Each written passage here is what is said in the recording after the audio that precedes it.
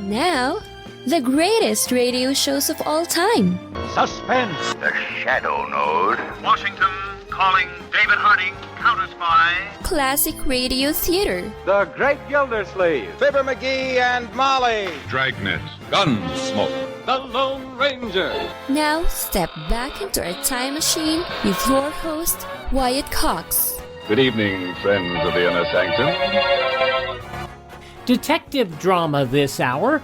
William Gargan starring first as Barrie Craig Confidential Investigator. This episode from January 16th, 1952, the episode entitled Fatal Appointment. William Gargan stars as Barrie Craig, Confidential Investigator.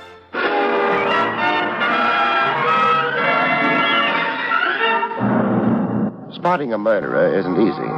They don't help. They can be anyone, any age, either sex, rich, poor, or in between. They've got one difference, though. They kill people.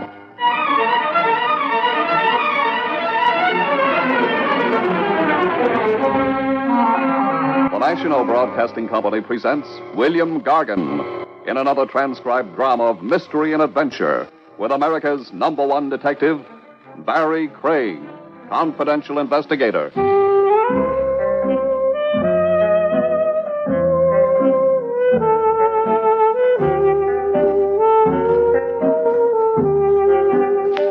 Barrie Craig speaking. Lots of people shy away from going to a privatized office. I guess they figure it isn't respectable. I guess when you spend a couple of minutes thinking about it, they're right. It isn't respectable. Because it's a confession that something's wrong with their lives. And what's wrong is rarely a bookkeeping error or a mistake in spelling. You don't care for the hamburger, Craig? Huh? Oh, the hamburger's fine, Willie. Then stop looking at it like it was still alive. I wouldn't worry about it. No? No. Even if it was still struggling, your coffee would kill it. What's the matter with the coffee you get at Willie's Wagon? Nothing.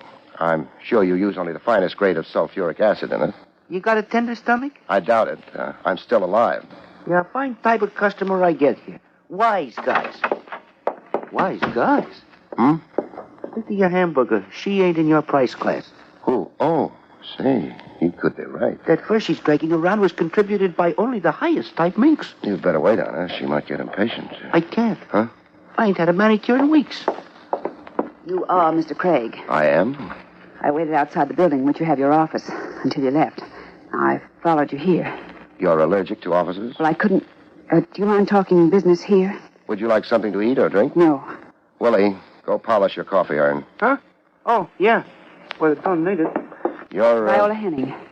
Mrs. Viola Henning. Uh-huh. And the business you wanted to talk about was... My husband is keeping an appointment tonight, and I want you to... An appointment with whom? A business associate? No. The girl. A girl named Muriel. I see. Where? The Grammont Hotel. She works there? No. She's taken a room there. I overheard my husband making the appointment. I don't especially go for divorce cases. Oh, no. It isn't for that. I'd never divorce Dan. I just want to know. What time's the appointment? 8. And all you want to know is if your husband, in fact, does keep this appointment. Yes. Would $100 be enough? Oh, more than enough. Then here you are. Thanks. You won't tell anyone. Investigators with loose mouths don't last very long, Mrs. Henning. I suppose not. I'll phone you in the morning. Fine.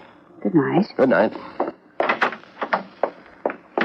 Yeah. For that, you need a license? Huh? The babe and the minks. Just a case, Willie, on the face of it. The face wasn't bad. No, but what's underneath?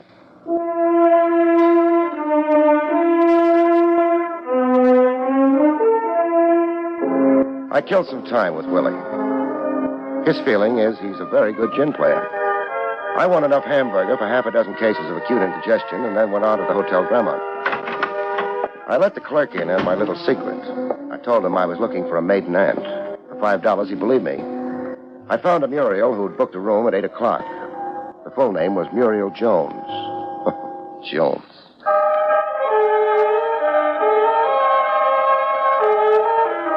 The room number was 807. The time was 20 minutes after 8. I decided I'd be the boy bringing the ice water. Maybe they hadn't ordered ice water. That would be all right. I didn't have any with me. I lifted my hand to knock, and I didn't get around to it. The door was locked. Nothing happened after the shot, so I knocked after all. Maybe I was naive, but kicking the door in didn't seem practical. I turned out to be right. Mr. Craig! Hello, Mrs. Henning. Mind if I come in? No. There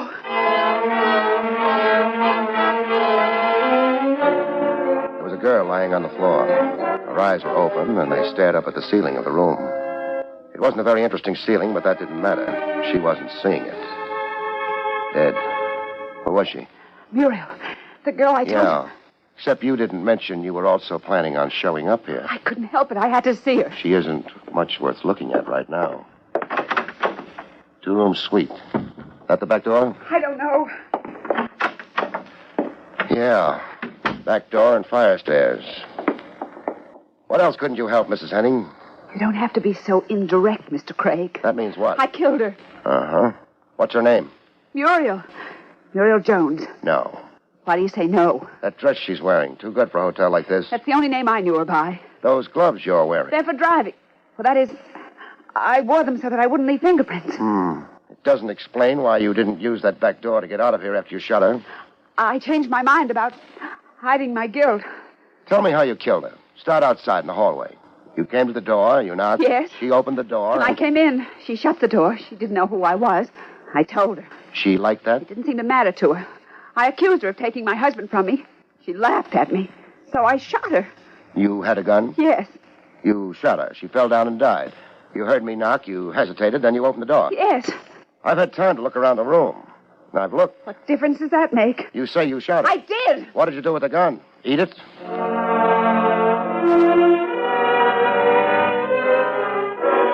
Mrs. Henning didn't have any answers. I found a phone and let her notify Homicide that she'd been out hunting. I left her in that hotel room with the dead girl. Both of them would wait.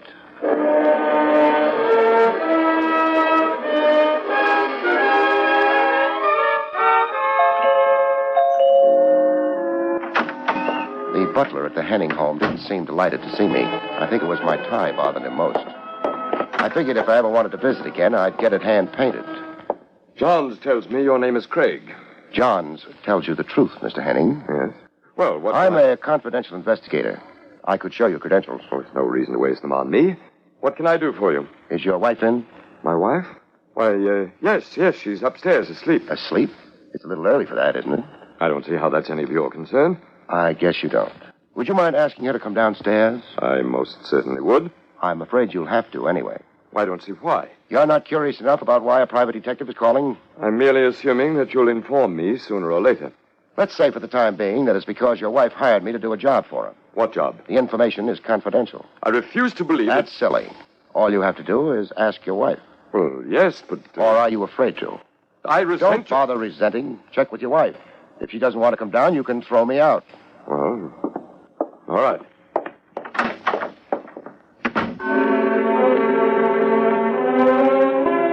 I didn't know exactly what made him go through with it. Maybe it was because his tie was already hand-painted. Mr. Craig? Yeah? My wife isn't feeling very well. She can't come down. Uh-huh.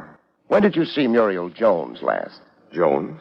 Let's just leave it at Muriel. We'll discuss last name some other time. We won't discuss it at all. You're not very big. I could push you aside and go upstairs. You wouldn't do that. Oh, you're not sure of that. So when did you see Muriel last? Well, why not ask the lady? Oh, there's a technical difficulty. She's dead. She's what? Dead. You're quite serious? It's not a good subject to joke about. Well, how did she... She was murdered. Oh, well, who would want to kill her? That might depend on who she really was. Her name was Muriel Carter. She sang at the Bright Star. Her voice was very beautiful. She's still dead.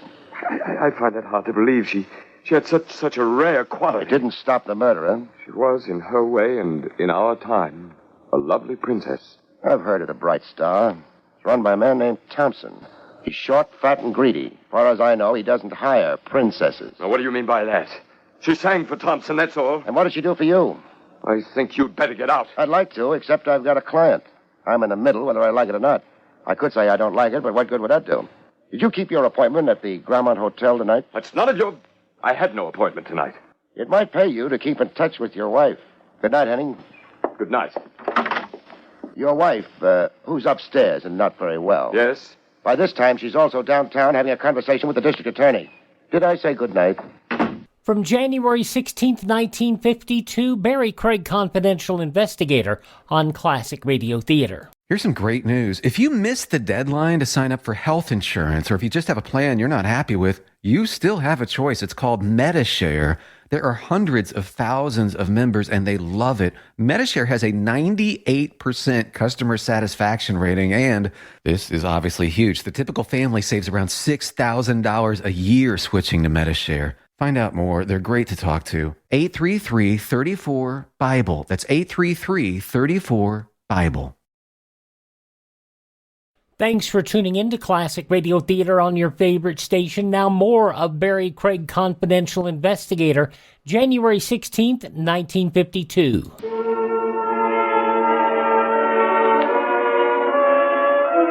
Mr. Henning's face over the hand-painted tie wasn't very nice to look at. I stopped looking at it, climbed into my car, and got away from there. It took me a while to notice the black coupe on my tail. When I did, I decided I didn't like it. Halfway down a block, I swung my car across the road and got out. The car tailing me burned brake lining and managed to pull up. Hey, get that car out of my way. What was that? I said get that car out of my way. Maybe you'd better help me. Get out. You wise guy something, you're blocking traffic. What traffic? Okay, wise guy, I'll get out. That's better. You're looking for me? Let go of my arm. Who do you think you are? Who do you think I am? Okay. Now maybe you won't be so smart. That's a nice gun. Got a license for it? You in the license business? No, but hey, I'll borrow it. Thanks. You can't. Who put you on my tail? I don't know what you're talking about. Who put you on my tail? You'd like to know, wouldn't you?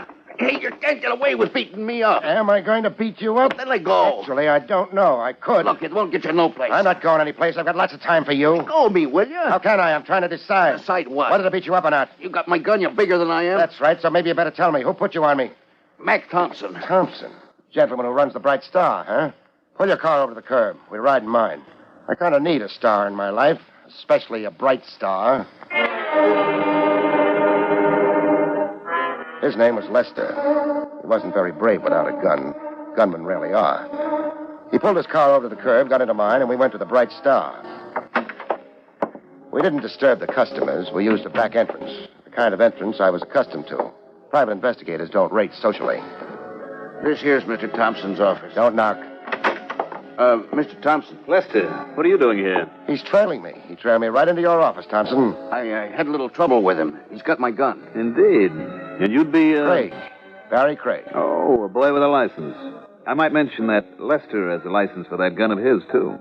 Makes it nice for the city taxes. You, could get into trouble taking his gun, Craig. He could get into worse trouble pointing it at people. Oh, he threw his weight around, Mr. Thompson. All right, get out, Lester. Okay, only you ain't sore at me, Mr. Thompson. I couldn't help Get out. Yeah, Mr. Thompson.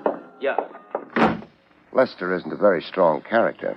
I wasn't a character analysis of Lester that brought you here, Craig. No. Now, I don't want any trouble with you. I don't think you want any with me. I have a friend or two in the department. That's nice. That license you own has to be renewed every year. Now you're frightening me. I have no intention to, merely making things clear. Thanks. Now, would you make it clear why you put Lester on my tail? I didn't. He misunderstood his instructions. Uh-huh. How was Muriel's act tonight? Muriel? Muriel Carter. She didn't appear tonight. Why not? Well, you know how these things are. I don't. Thompson, where were you around 8:15 tonight? Here, reading a good book. How many witnesses? 4, 8. How many would you like? You've got a large payroll. Thank you. Now that you've stopped imitating a detective, what happened at 8:15 tonight? Muriel Carter quit the Bright Star. You practicing to be a theatrical agent? 2 bullets hit her. Oh? How sorted. Not to mention fatal. You know something? I'd like to have the gun those bullets came out of. At 8:15 tonight, I was here reading a good book. 8 witnesses, Craig. That ought to be enough. Thompson. Yes? I don't believe the performance. I beg your pardon? You're playing it too tough, too straight. Which means? I think you went for her. That may be true. It's a habit of mine. I've seen her. More than habit, Thompson. She was worth a gross of your ordinary stock. Possibly. So I'm all broken up inside by the news. It wasn't news. Why was Lester staked out at the Henning home? Good night, Mr. Craig. I'm still looking for that gun. Good night. The hallway outside Thompson's office had run out of lights. It was dark, and I headed for the floor quick, but halfway down, I found out it wasn't entirely my own idea.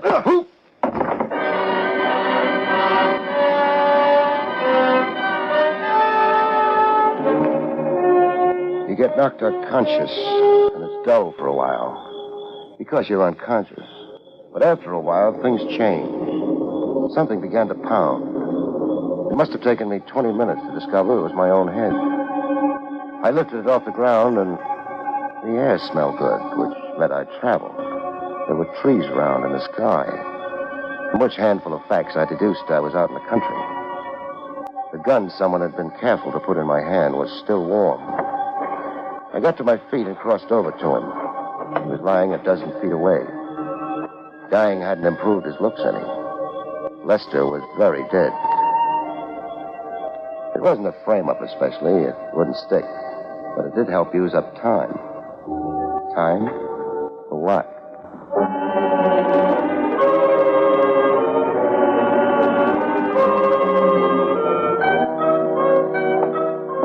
Headquarters had a nice green lamp burning outside. The trouble with hanging around police headquarters is you can't ever lock the front door. Hello, Lieutenant Rogers. Anybody comes in. Even... Hold on a minute while I look around and whisper. Even private detectives. Some fun. Barry, you're not your usual blithe and buxom self. No background. If you start dragging in my college degree... Hide your Phi Beta Kappa key and send a couple of your boys out to my car. There's something different about your car tonight? Yeah. I've got a corpse in it. Oh, Ducky. Anybody I know? I wouldn't be surprised. Oh, say, Trav, I'd like to talk to Mrs. Henning. I've seen her. I'd like to talk to her, too. What? The district attorney didn't care for her confession. She didn't have a gun to go with it. So he threw her out. How long ago? An hour, maybe. Why? I want to talk to her. You're keeping it on a very high moral plane. Barry, why do you think she confessed to the killing? Maybe because she loved her husband. I understand it happened. It must be something special. Sure. Wears hand-painted ties. So long, Trav. Would you like company? I talk very politely. Forget it. I'll be back later. Maybe I'll even tell you about the corpse you've got.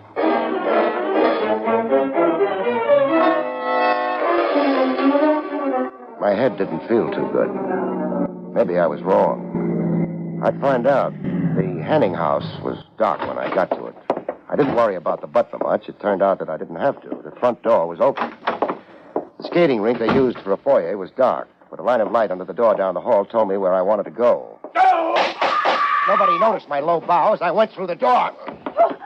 Oh, Mr. Craig. Which way? The window. Caught a tail light going around the corner outside.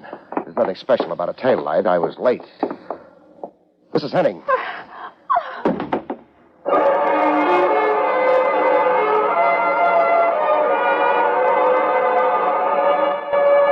She fainted. It was a break for her. She could stop looking at her husband. As for him, maybe he was looking at something, but it wasn't anything a pair of living eyes could see.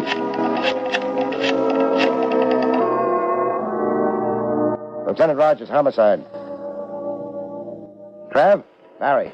I'm at Mrs. Henning's home. Yeah. It also used to be Mr. Henning's home, but he won't be living here anymore. He's moving into smaller quarters, underground.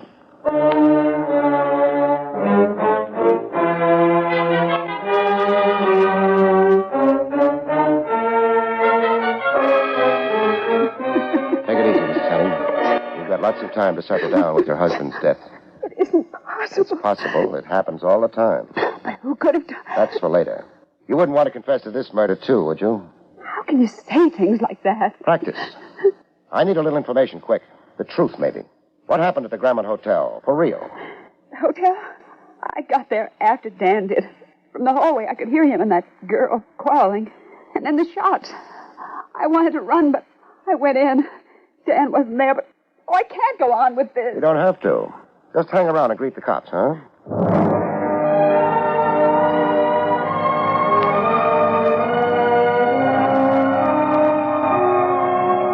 No matter how many times you've seen the dead, they still don't appeal to you, even with hand-painted ties. I concentrated on the furnishings. They were nice.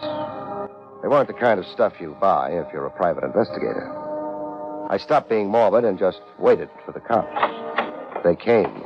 I brought a few friends along, Barry. Do you mind? I don't mind, Tran. I was worried. Where's the object of our affections? Over near the window. I hope he hasn't left. He hasn't left. Boys, make with the routine, huh? Wouldn't he cash a check for you? I'm not killing people this week. Mrs. Henning? No. Henning was shot from outside the window. Mrs. Henning was in the room when I arrived and heard the shots. That's nice. Maybe it's the perfect crime. Maybe. Mrs. Henning's in her bedroom. I imagine she'll wake up if you knock. So long. And where, if I'm not too inquisitive, would you be going? You're too inquisitive. Barrie! Don't worry about it. All I'm doing is looking for a star to hitch a wagon to. A death wagon.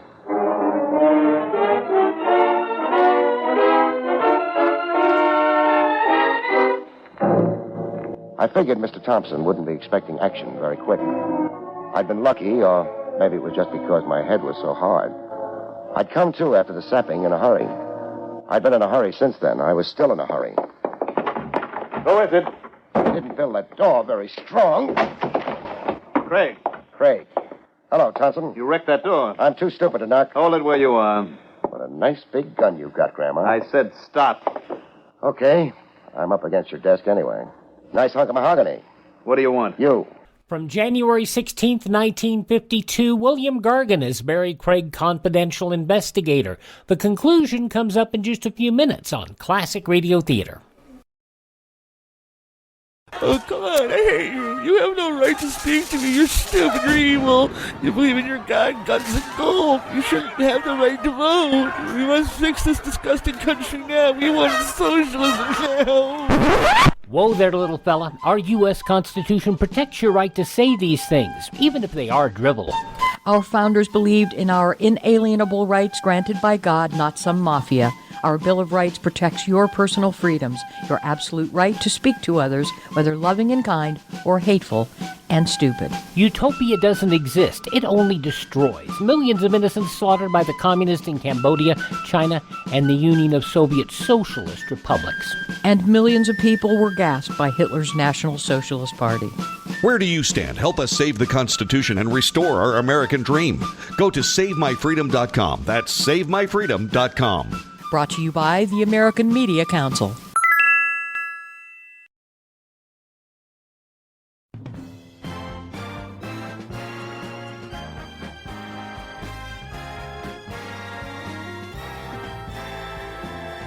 And thank you for tuning in to Classic Radio Theater here on your favorite station.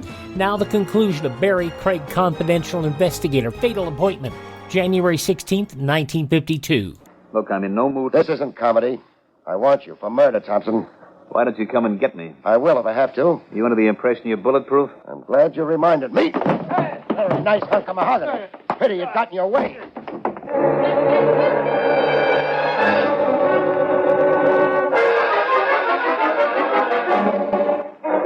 I hadn't hit him very hard.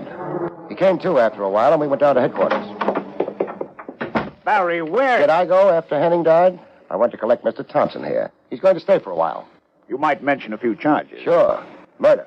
Murder of a man named Lester. Murder of a man named Dan Henning. Good enough? Very good. Any objections, Thompson? No objections.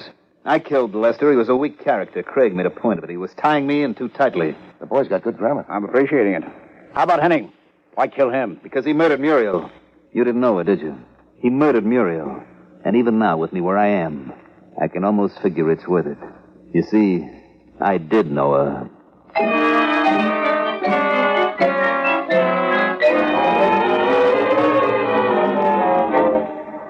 I left Thompson with Lieutenant Rogers. Maybe, according to his own bookkeeping, he'd been right. I'd seen Muriel Carter and was willing to give him an outside doubt. My job wasn't finished, though. I had a final report to make to my client. Mr. Craig. Yeah. Mind if I come in? I don't think I'll ever mind anything anymore. Come in. Thank you. The police are gone. They took Dan. You better sit down. Yes, hadn't I? You hired me. I've got to finish things up. Things? What things? I didn't know there was anything left. Oh, nothing important, but... Mrs. Henning, did your husband ever wear driving gloves? No. Or any other kind? No, he didn't. Thompson's been arrested. Thompson's the man who killed your husband. Oh? Well, that won't help Dan, will it? No. Thompson was in love with Muriel Carter. He had company. The only thing is, Thompson wasn't the one who killed Muriel. I know. What does it matter? That confession you handed me at the hotel didn't make very much sense without the gun. That's what the district attorney said. The cops found the gun. Did they? It belonged to your husband. They found his prints on it. Very clear prints. Why bother? Too clear. Too clear, Mr. Craig? That's right. But... A man fires a gun. The prints tend to be smudged a bit from handling. But suppose a gun is wiped clean. Then the man's fingers are carefully pressed on the handle. Then you'd have his prints. But they'd be too clear. I never knew that. I guess you didn't. Why are you telling all this to me? You're my client. Your husband didn't wear gloves. The police give a murder suspect the paraffin test. Matter of routine. You see, when a man fires a gun, small powder particles are embedded in the skin. Oh? Your husband hadn't fired a gun recently. Well, but look, I'm tired. I'm not sure what you're trying to say. With Dan dead, they've got his murderer. Why did they make all these tests? Well, I suggested it. Because Muriel Carter was registered at the Grammont Hotel as Muriel Jones. She was ashamed. A club singer? Working for a man like Thompson? She was going to meet Dan. No. She didn't take that room for romance. She took it for a meeting with you. This is so confusing. You were jealous. You hated Muriel Carter. You arranged that meeting at the Grammont Hotel. You suggested she register under an assumed name. It would look shadier that way. Shadier? To whom? Me, the private detective you hired in good faith. Oh. You let your husband know about the meeting. That's why he was there. That's why he took the gun away with him. That's why he lied to me later, said you were upstairs sleeping. That isn't why Excuse me, I should have said how. The why was because he may have loved you once. You made your confession, nobody believed. Thompson figured your husband for the killer and killed him in turn. But there was something wrong. The paraffin test showed your husband hadn't killed Muriel Carter. Then who did? I'm a funny kind of investigator, Mrs. Henning. Most guys in my business get cynical. They wouldn't believe you if you told them the time, unless you had 39 witnesses and a testimonial from your neighborhood church. And you? Oh, I'm different. I always believe a client. That's why we better get started, Mrs. Henning. We're going downtown, headquarters, where they'll put you under arrest for murder. One way and another, the evidence is all there. You see, when you made that confession in the hotel room, I believed you. Good night, folks. See you next week.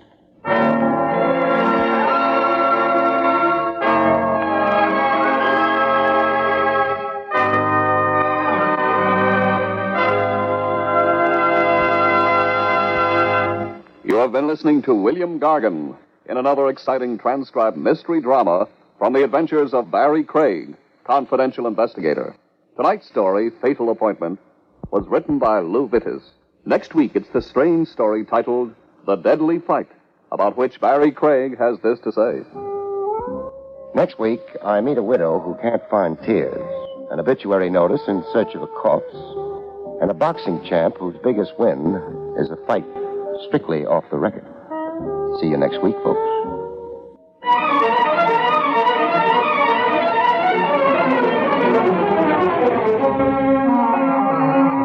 Featured in the role of Viola was Joan Alexander. Barrie Craig, starring William Gargan, was under the direction of Hyman Brown. This is Don Pardo speaking.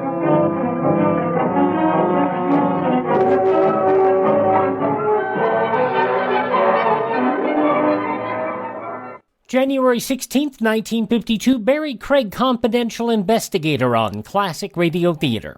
Mike Lindell, the inveterate CEO of MyPillow, wants to give back to listeners. You can get great discounts on all MyPillow products if you go to MyPillow.com. Click on the radio listener special. Deep discounts on all MyPillow products, like the buy one, get one free special on Giza Dream Sheets. All MyPillow products come with a 60-day money-back guarantee, 10-year warranty. Call 1-800-951-8175 or go to MyPillow.com. Click on the radio listener special. Use my promo code USA. Now we start another yours truly Johnny Dollar story. This one originally broadcast January 16th, 1956, part 1 of the 5-part Ricardo Amerigo Matter. From Hollywood, it's time now for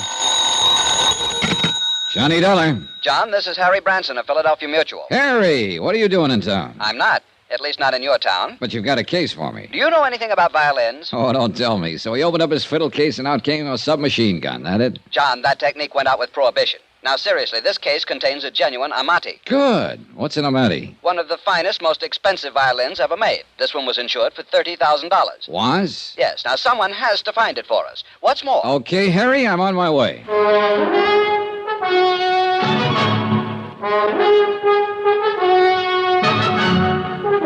Tonight and every weekday night, Bob Bailey in the transcribed adventures of the man with the action-packed expense account, America's fabulous freelance insurance investigator. Yours truly, Johnny Dollar.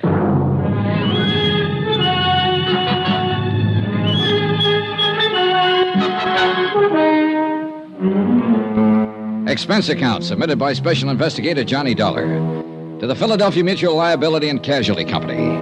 The following is an accounting of expenditures incurred during my investigation of the Ricardo Amerigo matter. Expense account item 1, $12.40, train fare and incidentals to Philadelphia, Pennsylvania. I took the train because Harry Branson didn't seem to be in any particular hurry, and I kind of like a slow look at the countryside this time of year. When I got to Philadelphia, I checked in at the Bellevue Stratford, shaved and showered, then went over to Harry Branson's office in the Security First building on Walnut Street. You deceived me, John. I thought when we talked long distance that you'd be here right away. But instead of flying down, you took Old sober-sides Branson hadn't changed a bit. Hair a little grayer than the last time I'd seen him, perhaps. I hear further from Amerigo. But still the same serious lad who always acted as though he was carrying the weight of the world on his shoulders. I feel a deep personal concern over the whole matter because it was a man I put in this office myself who issued the policies, both of them. 2 policies on this fiddle you were talking about? No, John. One on the Amati violin, $30,000. Yeah? And one on Ricardo Amerigo himself for $20,000. Who is Ricky? Who? Well, isn't that what you said his name is? I'm sure I didn't mention anyone by the... Oh, Ricardo Amerigo, yes. Well, where's he playing? The Purple Cat or maybe Wee Willie's joint over on John, this man is a concert violinist, or was. He's disappeared. Now, please, no more levity. Sorry, Harold. It's Harrison. Sorry, Harry. All right. I'm quite all right. Now, I realize that you have quite a sense of humor, John, but in a matter as important as this... Yeah, sure. Now, let's have the story. Very well. A few years ago, Ricardo Amerigo was one of the world's leading concert violinists, as famous in London, Paris, Rome, as in the concert halls of this country. Such virtuosity, almost unbelievable. I shall never forget one evening here in our Academy of Music. He had just finished a perfectly brilliant Wieniawski. Amazing technical performance. Yeah, well... And for an encore, he played Sarasate's Sapateado. Even more brilliant. Harry... But the audience wouldn't let him leave the stage. Ricardo Amerigo... has disappeared. Oh, yes. And you're in a hurry to get on with the case. I'm sorry. Now, thinking of his superlative performance that night carried me away. Yes, he's dead. Disappeared. And the violin? No trace. Dead? You didn't say that before. I know. You see, there's no proof of death. No body. Disappeared. Well, don't let me shock your finer sensibilities, Harry. Murder? We have thought of that, of course. Who's we? The Port Morris police.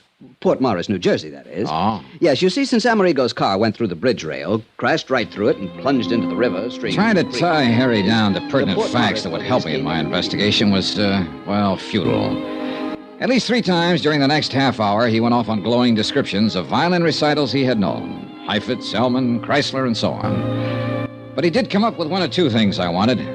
First, Amerigo and his fiddle had been driving down from Philadelphia to some spot on the South Jersey seashore. Crossing an old wooden bridge over a little stream, an inlet from the ocean, the car had smashed through the guardrail and gone to the bottom of the inlet. The car, of course, was found. Amerigo and his violin, no.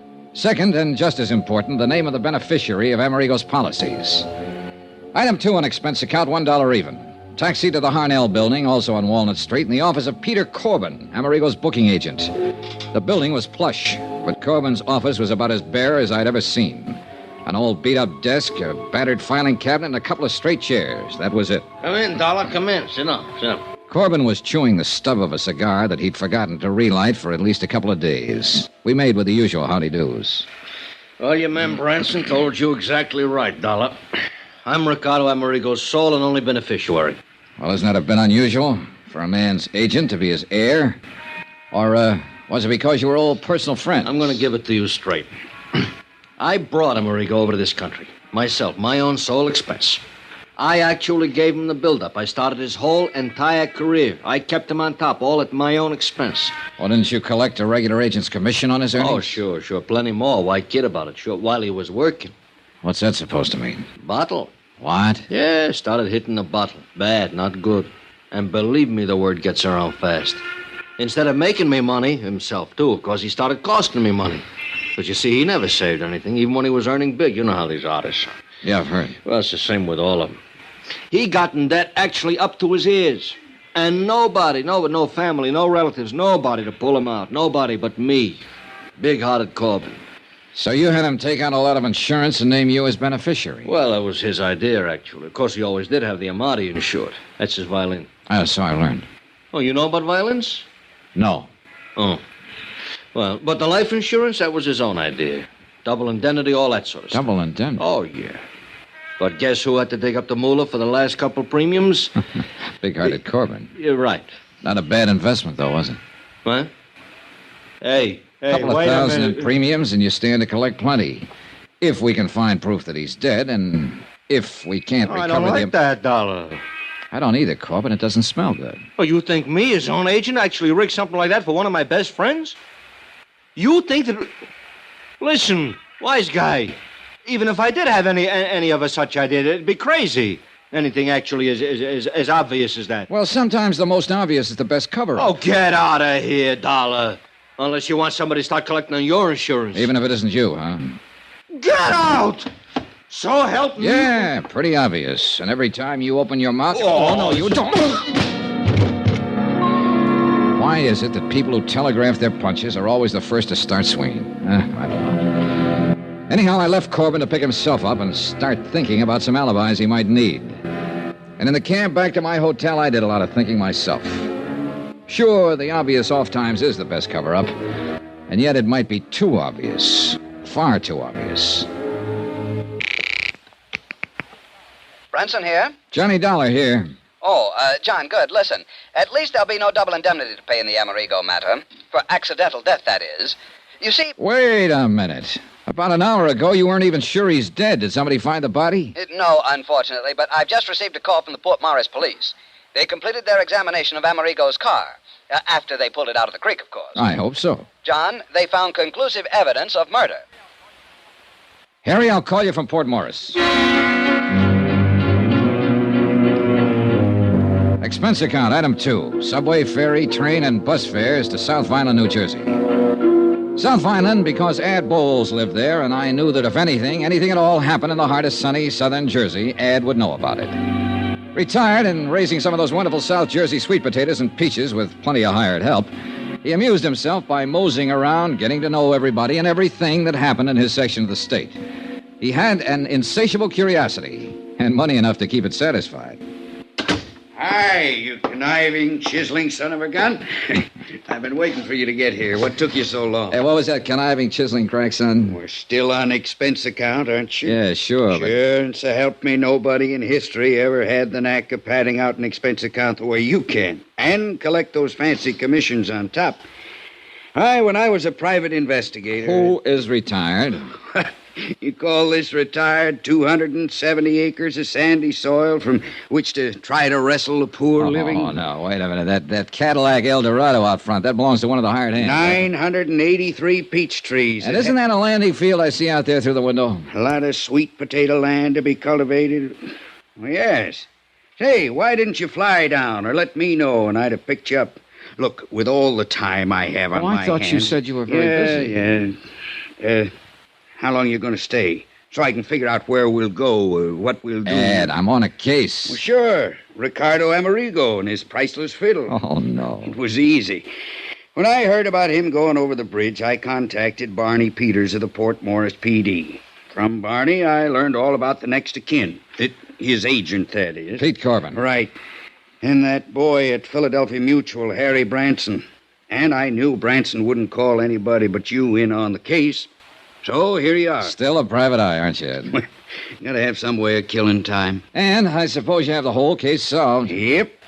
Well, according to Harry Branson, who heard from the Port Morris police just before I left Philly, it was murder. Oh, you point killer. I thought I'd be the one to tell you that. No, sorry. The cops knew it first. Second, I told them. Huh? Yeah, I showed them where somebody'd used a hacksaw on the steering arm of Amerigo's car when they dragged it out of the creek. Uh-huh. So that was it. Yep. And who wielded the hacksaw? Well, Pete Corbin. Who else? Why? Who else stood to benefit by Amerigo's sudden trip to the great beyond? No. It's too easy, Ed. What's more, he's the only one who had constant and complete access to Amerigo's car. Why, he not only mothered little Ricky, clothed and fed him and kept him in booze, but he paid his rent, swept out his apartment, serviced his car. No, it's too easy. And Johnny, that car was even kept locked in Pete Corbin's own garage. And Corbin had the only key. Where did you learn that? From Corbin's landlord, by phone, of course. Said he thought Corbin did that so Ricky couldn't go out driving when he was drunk. And me? I think it was the other way around. He'd only let him drive when he was drunk, huh? Instead of a good chance of smashing up what would look like accidental death. So that Corbin would collect the double indemnity. It's open and shut. Any proof, Sherlock? Just get to Corbin, throw it all at him, and break him down. Maybe he'll even find the hacksaw tucked up his sleeve. Too easy. Any bets that it isn't Corbin? Yeah, I'll bet you. You name it. My commission on the case. I'll match it. Oh, and plus your expense account. Look, Ed, I want to see that car and the bridge and the creek, anything else I can find. Sure, I'll fly you down there. Then we can go on over to Atlantic City, hit some of the night spots. Your treat. You know, so we can build up the expense account enough for me to collect plenty.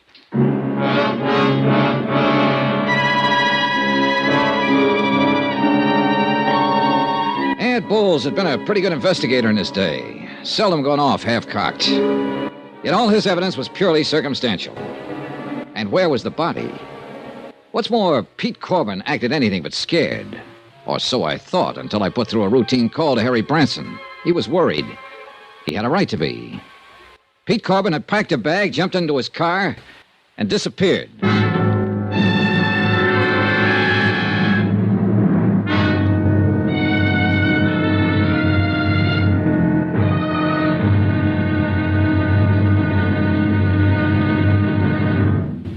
Now, here's our star to tell you about tomorrow's intriguing episode of this week's story. Tomorrow, a soggy day in a soggy South Jersey swamp. And a discovery almost too good to be true. Join us, won't you? Yours truly, Johnny Dollar.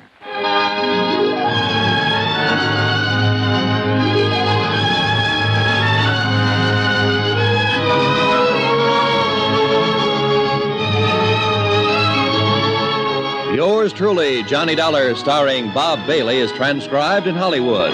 Written by Sam Dawson, it is produced and directed by Jack Johnstone. Be sure to join us tomorrow night, same time and station, for the next exciting episode of Yours truly, Johnny Dollar. Roy Rowan speaking. January 16th, 1956, yours truly, Johnny Dollar on Classic Radio Theater.